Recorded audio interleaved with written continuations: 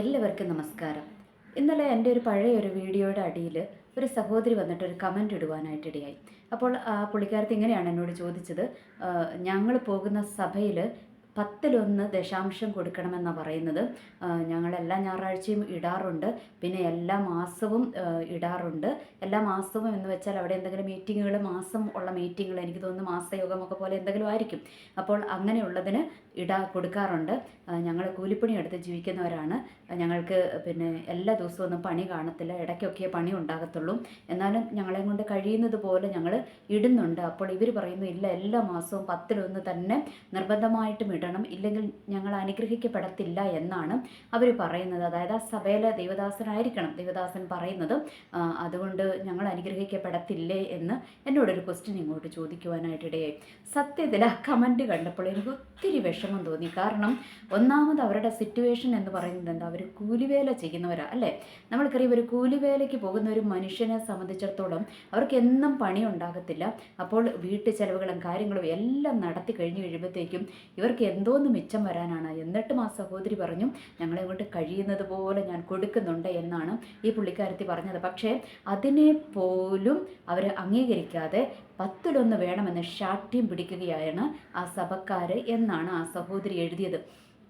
അപ്പോൾ ഞാൻ ഒരു കാര്യം പറയട്ടെ, ഞാൻ ആ സഹോദരിക്ക് മറുപടി കൊടുത്തു. പക്ഷേ നമ്മൾക്കൊരു കമൻ്റ് എഴുതി റിപ്ലൈ കൊടുക്കുന്നതിനൊരു പരിധിയുണ്ടല്ലോ. അതുകൊണ്ട് ഇതുപോലെയുള്ള സമാന എന്താ വിഷയങ്ങളിലൂടെ കടന്നു പോകുന്നവരുണ്ട്. അപ്പോൾ ഞാനൊരു കാര്യം പറയട്ടെ, നമ്മളുടെ പുതിയ നിയമത്തിലെ ദശാംശത്തെക്കുറിച്ച് പറഞ്ഞിട്ടില്ല എന്നുള്ളൊരു യാഥാർത്ഥ്യം നമ്മൾ തിരിച്ചറിയുക. പിന്നെ എവിടെ 10-1 കുറിച്ച് പറഞ്ഞിരിക്കുന്നത്? 10-1 പഴയ നിയമത്തിലാണ് പറഞ്ഞിരിക്കുന്നത്. പഴയ നിയമത്തിൽ എന്തിനായി 10-1 പറയുവാനുള്ള കാരണം? നമ്മൾക്കറിയാം, നമ്മളുടെ ഇസ്രായേൽ മക്കളുടെ ചരിത്രം എടുത്തു നോക്കുമ്പോൾ അവർക്ക് ലേവ്യ ഗോത്രത്തിന് എന്ത് കൊടുത്തിട്ടില്ല? അവർക്ക് അവകാശം കൊടുത്തിട്ടില്ല. അവർക്ക് വാഗ്ദത്ത ഭൂമിയിൽ അവകാശം കൊടുത്തിട്ടില്ല. പകരം അവരെ എന്തിനാക്കിയിരിക്കുന്നത്? ദൈവത്തിൻ്റെ ദേവാലയത്തിലും ശുശ്രൂഷ ചെയ്യുവാനാക്കിയിരിക്കുന്നത്. അപ്പോൾ ദൈവം അവരോട് പറഞ്ഞതും നിങ്ങളുടെ ഓഹരി ഞാനാണ് എന്നാണ് പറഞ്ഞിരിക്കുന്നത്. അപ്പോൾ നമ്മൾക്കറിയാം, അവരോട് പറഞ്ഞു 10-1 നിങ്ങളുടെ ആലയത്തിൽ ഭക്ഷണം ഉണ്ടാക്കുന്നുണ്ട്. ഇത് ഞാൻ വേറൊരു വീഡിയോയിലോട്ട്, പഴയ ഒരു വീഡിയോയിലേക്ക് ഞാൻ വിശദമായി ഇതിനെക്കുറിച്ച് സംസാരിച്ചിട്ടുണ്ട്. അപ്പോൾ 10-1 എന്തിനാണ്? നിങ്ങളുടെ ആലയത്തിൽ ഭക്ഷണം ഉണ്ടാകേണ്ടതിന് 10-1 അങ്ങോട്ട് കൊണ്ടുവരാനാണ് പറഞ്ഞിരിക്കുന്നത്. അത് എന്തിനു വേണ്ടിയിട്ടായിരുന്നു? നമ്മൾക്കറിയാം, പഴയ നിയമത്തിൻ്റെ ചരിത്രം എടുത്തു നോക്കുമ്പോൾ അവിടെ എന്താ പറയുക, ഇന്നത്തെ പോലെ നമ്മൾ ചെന്ന് കൃപാസനത്തോട് അടുത്ത് ചെല്ലുവാനുള്ള യോഗ്യതയില്ല. അവിടെ എന്താണ്, വർഷത്തിൽ ഒരിക്കലാണ് നമ്മളുടെ പാപങ്ങൾക്ക് വേണ്ടി പരിഹാരം ചെയ്യുന്നത്. പിന്നെ എന്താണ് അവിടെ എന്താ പറയുക, പ്രാവിനെ അതുപോലെ തന്നെ ആട്ടിൻകുട്ടിയൊക്കെ ബലിയർപ്പിക്കുന്ന എന്താ പറയുക പരിപാടികളുണ്ട്. അതൊക്കെ ഞാൻ വിശദീകരിക്കുന്നില്ല, അതൊക്കെ മുൻപുള്ള വീഡിയോകളിൽ ഞാൻ പറഞ്ഞിട്ടുണ്ട്. അപ്പോൾ ഇതൊക്കെയാണ് അവിടെ സംഭവിച്ചുകൊണ്ടിരിക്കുന്നത്. അപ്പോൾ അവിടെ 10-1 പറയുന്നത് ശരിക്കും ആർക്ക് വേണ്ടിയിട്ടാണ്? അത് ലേവ്യർക്ക് വേണ്ടിയിട്ടാണ് പറഞ്ഞിരിക്കുന്നത്. കാരണം എന്തുകൊണ്ടാണ്? അവർക്ക് വേണ്ടിയിട്ട് അവിടെ ഓഹരി വെച്ചിട്ടില്ല. എന്താ, ഇസ്രായേൽ മക്കളുടെ എന്താ പറയുക വാഗ്ദത്ത ഭൂമിക്കകത്ത് അവർക്ക് ഓഹരി കൊടുത്തിട്ടില്ല. അതുകൊണ്ടാണ് ദേവാലയത്തിലേക്ക് 10-1 കൊണ്ടുവരുവാനും ആ 10-1 ആർക്കുള്ളതാണ്? അത് ലേവ്യർക്കുള്ളതാണ് എന്നും ദൈവം അവിടെ വ്യക്തമായിട്ട് വചനത്തിനകത്ത് പറഞ്ഞിരിക്കുന്നതെന്ന് നമ്മൾക്കറിയാം. ഇനി പുതിയ നിയമത്തിലോട്ട് വന്നു കഴിയുമ്പോഴത്തേക്കും അവിടെ എന്താ പറഞ്ഞിരിക്കുന്നത്? ഓഹരി. വചനം പഠിക്കുന്നവൻ പഠിപ്പിക്കുന്നതിനും എല്ലാ നന്മയിലും ഓഹരി കൊടുക്കണം. അതെവിടെയാണ് പറഞ്ഞിരിക്കുന്നത്? അത് മലയാളത്തിലാണ് പറഞ്ഞിരിക്കുന്നത്, ഓഹരി എന്ന് പറഞ്ഞിരിക്കുന്നത്. ഇനി അതിൻ്റെ ഇംഗ്ലീഷ് ട്രാൻസ്ലേഷനിലോട്ട് വന്നു കഴിയുമ്പോൾ അവിടെ പറഞ്ഞിരിക്കുന്നതും ഷെയർ ചെയ്യാനും, നിങ്ങളുടെ ഗുഡ് തിങ്സ് നിങ്ങളെ വചനം പഠിപ്പിക്കുന്ന ആൾക്ക് ഷെയർ ചെയ്യുവാനാണ് പറഞ്ഞിരിക്കുന്നത്. അപ്പോൾ ഈ മലയാളത്തിലെ ഓഹരിയും നമ്മളുടെ ഇംഗ്ലീഷിലോട്ട് വന്നു കഴിയുമ്പോഴുള്ള ഷെയറും തമ്മിൽ വ്യത്യാസമുണ്ട്. നമ്മൾക്കറിയാം അതല്ലേ. ഇവിടെ ഓഹരി എന്ന് പറഞ്ഞാൽ അത് നമ്മൾ ഓഹരി അല്ലേ, ഓഹരി കാൽക്കുലേറ്റ് ചെയ്യുന്നത് എങ്ങനെയാണ്? നമ്മൾക്കൊരു നന്മ കിട്ടിയാൽ അത് നമ്മൾ ഓഹരിയായിട്ട് ഡിവൈഡ് ചെയ്യണം അല്ലേ, അതിനെയാണ് നമ്മൾ ഓഹരി എന്ന് പറയുന്നത്. എന്നാൽ ഇംഗ്ലീഷ് ട്രാൻസ്ലേഷനിൽ അത് എന്താ പറഞ്ഞിരിക്കുന്നത്? ഷെയർ എന്നാണ് പറഞ്ഞിരിക്കുന്നത്. എന്ന് വെച്ചാൽ നമ്മൾക്ക് ഇഷ്ടമുള്ളത് നമ്മൾക്ക് അവരുമായിട്ട് ഷെയർ ചെയ്യുവാനുള്ള ഓപ്ഷൻ ഉണ്ട്. അതാണ് പറഞ്ഞിരിക്കുന്നത്. ഇനി നമ്മളുടെ എന്താ പറയുക, കഴിഞ്ഞ ദിവസം ഞാൻ സംസാരിച്ചു പോയതാണ്. നമ്മുടെ പൗലോസ് ലേഖനം എഴുതിയപ്പോൾ എന്താ പറഞ്ഞിരിക്കുന്നത്? പൗലോസ് പറഞ്ഞിരിക്കുന്നത്, നിങ്ങൾ നിർബന്ധത്താൽ അരുത്, നിർബന്ധത്താൽ കൊടുക്കണ്ട. എന്തിനാ കൊടുക്കാൻ പറഞ്ഞിരിക്കുന്നത്? മുട്ടുള്ള സഭകളുടെ മുട്ട് തീർക്കുവാൻ നിങ്ങൾ എന്ത് ചെയ്യണം?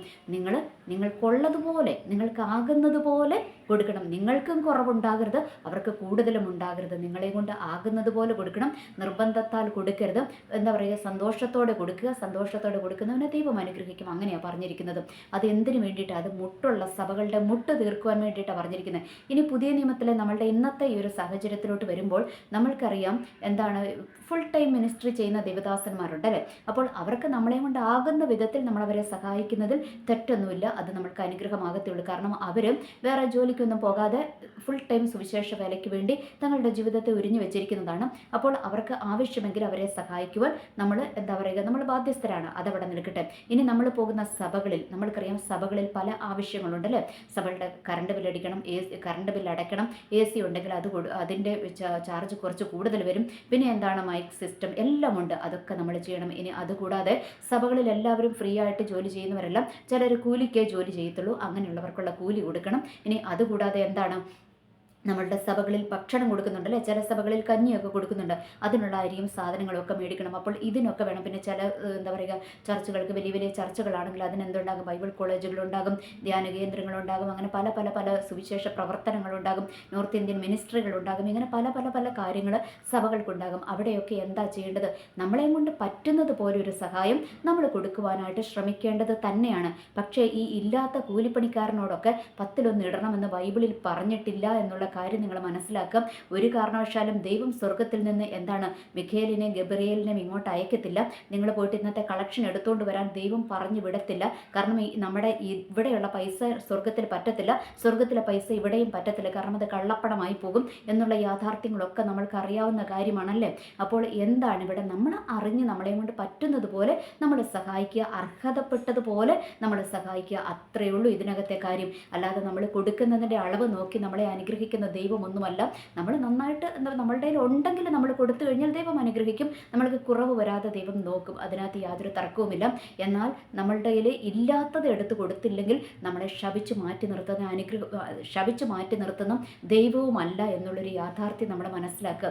ഇനി എന്തുകൊണ്ടാണ് നമ്മൾക്ക് ഇങ്ങനത്തെ ഡൗട്ട് വരുന്നതെന്നറിയാവോ? നമ്മൾക്ക് ഡൗട്ട് വരുന്നത്, ഒന്ന് നമ്മൾ വചനത്തിനകത്ത് നമ്മൾക്ക് നല്ല ജ്ഞാനം ഉണ്ടായിരിക്കണം. ഒന്ന്. രണ്ടാമത്തത് എന്താണ്, നമ്മൾ ദൈവത്തെ അറിയണം. ഇതാ ഞാൻ ആദ്യം അല്ലേ മുന്നേ ഒരു വീഡിയോയിൽ ഞാൻ പറഞ്ഞിട്ടുണ്ട്, നമ്മളെ അറിയുക, ദൈവത്തെ അറിയുക. നമ്മൾ എന്തറിയണം, ദൈവത്തെ അറിയണം. ദൈവം എന്ന് പറയുന്നത് ആരാണ്? കരുണാമയനായ ദൈവമാണ്.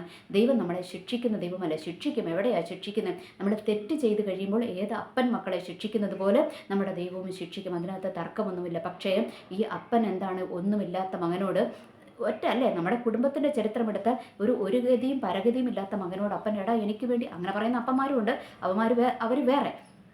അതല്ലാതെ ഒരു നല്ല സ്നേഹമുള്ളൊരു പിതാവ് ഒരിക്കലും ഒരു ഗതിയും പരഗതിയും ഇല്ലാത്ത മകനോട് എനിക്ക് ചെലവിന് താടാന്ന് പറയുമോ? ഇല്ല. കാരണം എന്താണ്, അപ്പൻ്റെ കയ്യിൽ ഉള്ളതും കൂടി എടുത്താൽ മകനും അങ്ങ് കൊടുക്കത്തേ ഉള്ളൂ. അതാണ് അപ്പൻ എന്ന് പറയുന്നത്.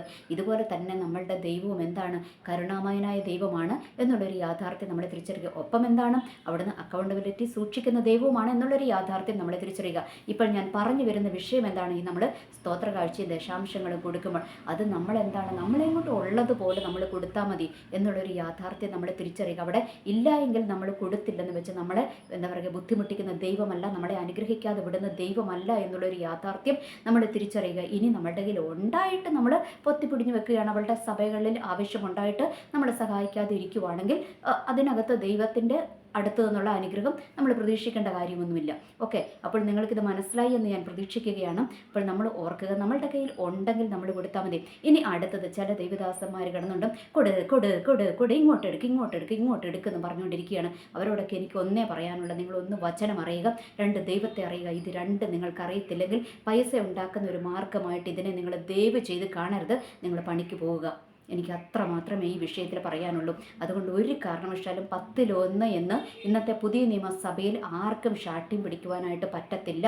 നമ്മളെ കൊണ്ട് ഉള്ളതുപോലെ നമ്മൾ കൊടുക്കുക, ഉള്ളതുപോലെ നമ്മൾ കൊടുക്കാനും തയ്യാറാകണം. കാരണം നമ്മുടെ സഭകളുടെ ആവശ്യങ്ങൾ നടക്കണമെങ്കിൽ നമ്മൾ കൊടുക്കുക തന്നെ വേണം എന്നുള്ളൊരു യാഥാർത്ഥ്യം കൂടെ നമ്മൾ തിരിച്ചറിയുക. പിന്നെ നമ്മൾക്കറിയാം, ഈ ചില എന്താ പറയുക പാരമ്പര്യ സഭകളിലൊക്കെ എന്താ പറയുക ഓരോരോ സ്ഥലത്തോട്ട് മാറ്റം കിട്ടുന്ന ദേവദാസന്മാരുണ്ടല്ലേ, അവർക്കൊക്കെ ചിലപ്പോൾ 10,000-15,000 ഒക്കെ അവർക്ക് ശമ്പളം ഉണ്ടാകത്തുള്ളൂ. അതുകൊണ്ട് അവരുടെ കാര്യങ്ങളൊന്നും നടന്നു പോകത്തില്ല. കാരണം അപ്പോൾ നമ്മളുടെ കയ്യിൽ ഉണ്ടെങ്കിൽ നമ്മൾ ആ ദേവദാസിന് കൊടുക്കാനും ഒക്കെ നമ്മൾ ശ്രമിക്കണം. എന്ന് വെച്ചാൽ ദേവദാസന്മാർ അർഹിക്കുന്നവരാണെങ്കിൽ അവർക്ക് നമ്മൾ കൊടുക്കുക. ഓക്കെ, ഇനി സഭയുടെ ആവശ്യങ്ങൾക്ക് നമ്മൾ കൊടുക്കുക. അതിനകത്ത് ഇമാതിരി കണക്കൊന്നുമില്ല, 10 ഓഹരി ഇമാതിരി കണക്കുകളൊന്നും ഇല്ല എന്നുള്ളൊരു യാഥാർത്ഥ്യം നമ്മൾ തിരിച്ചറിയുക. ദൈവം 1 വെച്ചാൽ 2 കിട്ടും എന്ന് പറയുന്ന രീതിയിൽ പ്രവർത്തിക്കുന്ന ദൈവവും അല്ല എന്നുള്ളൊരു യാഥാർത്ഥ്യം നമ്മൾ തിരിച്ചറിയുക. അമർത്തി കൂലിക്ക് എന്താ പറയുക നിനക്ക് നൽകപ്പെടുമെന്ന് പറയുന്നത് പോലെ ദൈവം എന്താ പറഞ്ഞിരിക്കുന്നത്, അത് സ്തോത്രകാഴ്ചയുടെ കാര്യത്തിൽ മാത്രം മാത്രമാണ് പറഞ്ഞിരിക്കുന്നത്, അല്ല, അത് എല്ലാ കാര്യങ്ങളിലും കൂടി ഉൾപ്പെടുത്തി പറഞ്ഞിരിക്കുന്ന ഒരു കാര്യമാണത് എന്നുള്ളൊരു യാഥാർത്ഥ്യം നമ്മൾ തിരിച്ചറിയുക. അതുകൊണ്ട് ഈ സ്തോത്ര കാഴ്ചയുടെ കാര്യത്തിൽ നമ്മളെ കൊണ്ട് പറ്റുന്നത് നമ്മൾ കൊടുത്താൽ മതി എന്നുള്ളൊരു യാഥാർത്ഥ്യം നമ്മൾ തിരിച്ചറിയുക. പിന്നെ നമ്മൾ ചിലപ്പോൾ ചില സാഹചര്യങ്ങൾ, ആ സഹോദരി വന്ന് കമൻറ്റ് ഇട്ടത് ഞാനൊരു എന്താ പറയുക ഒരു വീഡിയോ ഇട്ടിട്ടുണ്ടായിരുന്നു. ഒരു പാസ്റ്റർ എൻ്റെ വീട്ടിൽ വന്ന സമയത്ത് എൻ്റെ കയ്യിൽ പൈസ ഉണ്ടായിരുന്നില്ല, ആകെ 500 രൂപ ഞാൻ ഗ്യാസിന് വേണ്ടി മാറ്റി വെച്ച പൈസയായിരുന്നു. ഏതാ കൊറോണയൊക്കെ കഴിഞ്ഞ സമയമായിരുന്നു, അന്നൊന്നും ഉണ്ടായിരുന്നില്ല. അപ്പോൾ എന്നാലും ഈ ദേവദാസൻ ദൂരേന്ന് വന്നതല്ലേ എന്ന് പറഞ്ഞ് ഞാൻ ഇദ്ദേഹത്തിനൊരു 500 ഉണ്ടായിരുന്ന പൈസ എടുത്തു കൊടുത്തു. പിന്നെ എൻ്റെ കയ്യിൽ 1 രൂപ പോലും ഉണ്ടായിരുന്നില്ല. പക്ഷേ എൻ്റെ എന്നെ ഒരു ആത്മീയത്തിൽ എൻ്റെ ഒരു അമ്മച്ചി ഈ വിഷയം അറിഞ്ഞിട്ട് അമ്മച്ചിയോട് വേറൊരാൾ വിളിച്ച് പറഞ്ഞിട്ട് എനിക്ക് ഒരു 5000 രൂപ, 5000-ത്തിലധികം രൂപ എൻ്റെ അക്കൗണ്ടിലോട്ട് വരുവാനൊക്കെ ഇടയായി. അതൊക്കെ ദൈവം നമ്മളെ സഹായിക്കും. കാരണം നമ്മൾ ഇല്ലാതെ എടുത്തു കൊടുത്തത്, നമ്മളത് എന്തിനാണ് കൊടുത്തത്? ഞാൻ കൊടുത്തത് എനിക്ക് തിരിച്ചു കിട്ടുവാൻ വേണ്ടിയിട്ടോ ഒന്നും കൊടുത്തതല്ല. ആ ദേവദാസൻ എൻ്റെ വീട്ടിൽ വന്ന് പ്രാർത്ഥിച്ചു. അപ്പം ഞാൻ എങ്ങനെ വെറും കൈയോടെ പറഞ്ഞയക്കുന്നതെന്ന് കരുതിയാണ് ഞാൻ കൊടുത്തു വിട്ടത്. അപ്പോൾ അവിടെയാണ് ദൈവം അനുഗ്രഹിച്ചത്. അല്ലാതെ നമ്മുടെ സമൃദ്ധിയിൽ നിന്ന് നമ്മൾ എടുത്തു കൊടുത്ത്, ഞാൻ എൻ്റെ കയ്യിൽ ഉണ്ടായിരുന്നപ്പോൾ ഒരുപാട് കൊടുത്തിട്ടുണ്ട്, അതിൻ്റെ ഒന്നും പ്രതിഫലം അന്നേരം ഒന്നും എനിക്ക് കിട്ടിയിട്ടില്ല. എന്നാൽ മുട്ടുവരുത്താതെ ദൈവം എന്നെ സൂക്ഷിച്ചിട്ടുമുണ്ട്. അതുകൊണ്ട് ഇത് നമ്മൾ ദൈവത്തിന് കൊടുക്കുന്നതിന് അനുസരിച്ച് നമ്മളെ ഇങ്ങോട്ട് അനുഗ്രഹിക്കുന്ന ദൈവമല്ലേ. കൊടുക്കുന്നതിനനുസരിച്ച് അനുഗ്രഹിക്കുന്ന ദൈവം എന്ന് പറഞ്ഞാൽ അത് വേറെ ആത്മീയ വിഷയങ്ങളുണ്ട്. അതൊക്കെ ഞാൻ വേറൊരു വീഡിയോ ചെയ്യാം. എന്ന് വെച്ചാൽ നമ്മൾ സ്തോത്രം, നമ്മളുടെ സ്തുതികൾ, നമ്മൾ ദൈവത്തിന് വേണ്ടിയുള്ള നമ്മളുടെ ത്യാഗ മനോഭാവങ്ങൾ, അവിടെയൊക്കെ ദൈവം കണക്കിടും. എന്ന് വെച്ചാൽ നമ്മളുടെ ഈ പൈസയുടെ വിഷയത്തിൽ എന്താണ്, ദൈവം ഒരിക്കലും നമ്മളോട് കഴുത്തിന് പിടിച്ച് ഇടുക 10-1 ഇട, അല്ലെങ്കിൽ ഞാൻ അനുഗ്രഹിക്കത്തില്ല എന്ന് പറയുന്ന ദൈവം അല്ല എന്നുള്ളൊരു യാഥാർത്ഥ്യം നമ്മൾ തിരിച്ചറിയുക. ഇനി നിങ്ങളുടെയൊക്കെ എനിക്ക് ആ സഹോദരിയോട് പറയാനുള്ളത്, അതുപോലുള്ള ആൾക്കാരോട് എനിക്ക് പറയാനുള്ളത്, നിങ്ങളുടെ അവസ്ഥ അറിഞ്ഞിട്ട് ആ സഭക്കാരൊക്കെ ശരിക്കും നിങ്ങളെ സഹായിക്കേണ്ടതാണ്. എന്നിട്ട് നിങ്ങളെ സഹായിക്കാതെ നിങ്ങളുടെ അടുത്തുനിന്ന് പിഴിയാനാണ് ഇരിക്കുന്നതെങ്കിൽ ആ സഭയിൽ നിങ്ങൾ നിന്നിട്ട് കാര്യമൊന്നുമില്ല. കാരണം അവിടെ ദൈവസാന്നിധ്യമില്ല. കാരണം ദൈവസാന്നിധ്യമുള്ള ഒരു ദൈവദാസനും സഭയുമാണെങ്കിൽ എന്താ ചെയ്യുന്നത്? അവർക്കൊരു മനുഷ്യത്വം ഉണ്ടാകും. കാരണം നമ്മളുടെ ദൈവത്തിൻ്റെ മുഖമുദ്രയാണ് ഈ മനുഷ്യത്വം എന്ന് പറയുന്നത്. അതുകൊണ്ട് അതില്ലാത്തടത്ത് ദൈവസാന്നിധ്യം ഉണ്ടെന്ന് നിങ്ങൾ ഒരിക്കലും പ്രതീക്ഷിക്കരുത്. പൈസയ്ക്ക് വേണ്ടി എപ്പോഴും ഈ പൈസ കണക്ക് പറയുന്ന സഭകളിൽ ദൈവത്തിൻ്റെ സാന്നിധ്യമില്ല. അതൊക്കെ ചുമ്മാ വെറും പ്രസ്ഥാനങ്ങളും കെട്ടിടങ്ങളും കുറച്ച് ആൾക്കാർ കൂടുന്ന ഇടങ്ങളും മാത്രമാണെന്നുള്ളൊരു യാഥാർത്ഥ്യം നമ്മൾ തിരിച്ചറിയുക. അതുകൊണ്ട് അങ്ങനെ പൈസയ്ക്ക് വേണ്ടിയും കടിപിടി കൂടുന്ന സഭകളിൽ നിങ്ങൾ നിൽക്കാതിരിക്കുന്നതാണ് നല്ലത്. വേറെ ഏതെങ്കിലും നല്ല സഭകളിലോട്ട് മാറി അവിടെ നല്ല ആത്മീയമായി അനുഗ്രഹിക്കപ്പെടുവാനായിട്ട് ശ്രമിക്കുന്നതായിരിക്കും ഏറ്റവും നല്ലത് എന്നാണ് എനിക്ക് പറയാനുള്ളത്. കാരണം ഇങ്ങോട്ടിട് 10-1 ഇങ്ങോട്ട് താ എന്ന് പറഞ്ഞുകൊണ്ടിരിക്കുന്നത് ഒരിക്കലും ദൈവാത്മാവിനാൽ നയിക്കപ്പെടുന്നവരല്ല. അങ്ങനെ പറയുന്ന പാസ്റ്റർമാരിൽ വ്യാപരിക്കുന്നത് ദൈവത്തിൻ്റെ ആത്മാവല്ല എന്നുള്ളൊരു യാഥാർത്ഥ്യം വചനത്തിൻ്റെ അടിസ്ഥാനത്തിൽ തന്നെയാണ് ഞാൻ പറയുന്നത്. കാരണം നമ്മളുടെ ദൈവം എന്താണ്? കരുണയുള്ള ദൈവമാണ്. അപ്പുറം എന്താണ്? ദൈവം മനുഷ്യത്വമുള്ളൊരു ദൈവം തന്നെയാണ്. ആ ഒരു കാര്യം നമ്മൾ മനസ്സിലാക്കുക. നമ്മളോട് അലിവ് കാണിക്കുന്ന ദൈവമാണ്, നമ്മളോട് കരുണ കാണിക്കുന്ന ദൈവമാണ്, നമ്മളുടെ അവസ്ഥകളെ അറിഞ്ഞ് പ്രവർത്തിക്കുന്ന ദൈവമാണ് എന്നുള്ളൊരു യാഥാർത്ഥ്യം നമ്മൾ തിരിച്ചറിയുക. അല്ലാതെ കൂലിപ്പണിക്കാരനോട് വന്നിട്ട് അന്നന്ന് പണിയെടുത്ത് ജീവിക്കുന്നവനോട് വന്നിട്ട് 10-1 ഇട് എന്ന് പറയുന്ന ദൈവമൊന്നുമല്ല എന്നുള്ളൊരു യാഥാർത്ഥ്യം നമ്മൾ തിരിച്ചറിയുക. ഇവിടെയൊക്കെ നമ്മൾ ഓർക്കേണ്ട ഒരു കാര്യമുണ്ട്.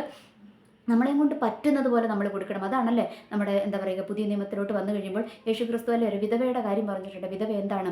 അവൾ തൻ്റെ എന്താ പറയുക ആകെ ഉണ്ടായിരുന്ന ഒരു ചെമ്പ് തുട്ടാണ് എവിടെ ഇട്ടത്? ഭണ്ഡാരത്തിലിട്ടത്. ദൈവത്തിൻ്റെ കണ്ണ് പോയത് അങ്ങോട്ടാണ്. കാരണം അവളുടെ കയ്യിൽ അതേ ഉണ്ടായിരുന്നുള്ളൂ, അത് അവൾ ദൈവത്തിന് കൊടുത്തു. അതുപോലെ നമ്മളും എന്താണ് ചെയ്യേണ്ടത്? നമ്മളുടെ കയ്യിലുള്ളത്, അതിൻ്റെ കണക്കും അതിൻ്റെ വലിപ്പമോ അതിൻ്റെ മുഴുപ്പോ ഒന്നും നോക്കണ്ട. നമ്മുടെ കയ്യിലുള്ളത് നമ്മൾ സന്തോഷത്തോടെ ദൈവത്തിന് കൊടുക്കുക. കൊടുക്കുന്നത് എന്തായിരിക്കണം? നമ്മൾ ദൈവത്തിന് കൊടുക്കുന്നു എന്നുള്ളൊരു മനോഭാവത്തോടെ കൊടുക്കുക. രണ്ടാമത് എന്താണ്? നമ്മൾ ഇത്ര ഇട്ടാൽ ഇതിൻ്റെ ഇരട്ടി അല്ലെങ്കിൽ 10,000 ഇരട്ടി എനിക്ക് തിരിച്ചു കിട്ടുമെന്നുള്ള മനോഭാവത്തോടെയും നമ്മൾ കൊടുക്കാതിരിക്കുക. അങ്ങനെ ചെയ്തു കഴിഞ്ഞാൽ ഒരു ഗുണവും ഉണ്ടാകത്തില്ല. നമ്മൾ കൊടുക്കുമ്പോൾ നമ്മളുടെ പിതാവാണ് ദൈവമല്ലേ, ആ ദൈവത്തിന് കൊടുക്കുന്ന ഒരു മനോഭാവത്തോടെ കൊടുക്കുക. അപ്പോൾ അത് എടുക്കുന്നത് എന്തിനാണ്? സഭയുടെ ആവശ്യങ്ങൾക്കായിരിക്കും അത് എടുക്കുന്നത് എന്നുള്ളൊരു യാഥാർത്ഥ്യം കൂടെ നമ്മൾ മനസ്സിലാക്കുക. ഇനി അവരത് എന്തിനെടുത്താലും നമ്മൾ കൊടുക്കുന്നത് ആർക്കാണ് കൊടുക്കുന്നത്? ദൈവത്തിന് കൊടുക്കുന്ന മനോഭാവത്തോടെയാണ് നമ്മൾ കൊടുക്കുന്നത്. അപ്പോൾ അവിടെ ദൈവം നമ്മളെ അനുഗ്രഹിക്കും. അത്രയേ ഉള്ളൂ അതിനകത്തെ കാര്യം. അതുകൊണ്ട് നമ്മൾ മനസ്സിലാക്കുക, നമ്മളുടെ കയ്യിൽ ഉണ്ടെങ്കിൽ നമ്മൾ കൊടുത്താൽ മതി. 10-1 എന്ന് പറയുന്ന ചരിത്രം പുതിയ നിയമത്തിൽ ഇല്ല എന്നുള്ളൊരു യാഥാർത്ഥ്യം നമ്മൾ തിരിച്ചറിയുക. നമ്മളുടെ കയ്യിൽ ഉള്ളതുപോലെ നമ്മൾ ദൈവത്തിന് കൊടുക്കുക. ഉള്ളതുപോലെ സന്തോഷത്തോടെ നമ്മൾ കൊടുക്കുക. കിട്ടുമെന്ന് വിചാരിച്ചിട്ടോ അല്ലെങ്കിൽ മറ്റുള്ളവരെ കാണിക്കാൻ വേണ്ടിയിട്ട് ഒന്നും കൊടുക്കേണ്ട. നമ്മൾ എന്തിനാണ് കൊടുക്കേണ്ടത്? നമ്മൾ ദൈവത്തിന് കൊടുക്കുന്നത് പോലെ നമ്മളങ്ങ് കൊടുക്കുക. സന്തോഷത്തോടെ കൊടുക്കുക, ഉള്ളതുപോലെ കൊടുക്കുക. എനിവേ, എല്ലാവർക്കും നല്ലൊരു ദിവസം ആശംസിക്കുന്നു. നന്ദി, നമസ്കാരം.